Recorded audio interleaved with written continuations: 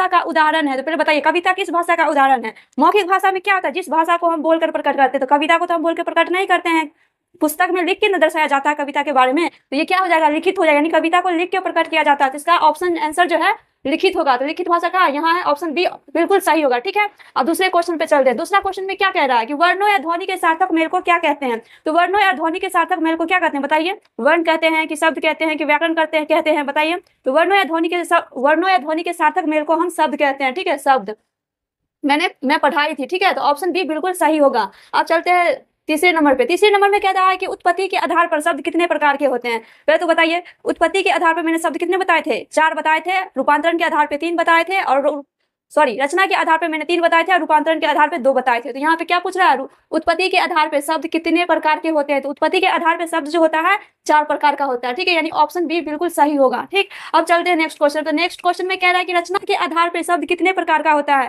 तो रचना के आधार पे शब्द जो होता है 3 प्रकार का होता है। इसे बनावट के आधार पे भी आप कह सकते हो। तो क्या हो गया? कितना होगा? 3 होगा। तो ऑप्शन ए बिल्कुल सही होगा। ठीक है, अब 5वें क्वेश्चन पे चलते। तो 5वें क्वेश्चन में कह रहा है कि वैसा शब्द जो अपने देश के लोग बोलचाल में प्रयोग करते हैं, तो इसे कौन सा शब्द कहेंगे? देशज कहेंगे कि विदेशज कहेंगे? तो जो अपने देश के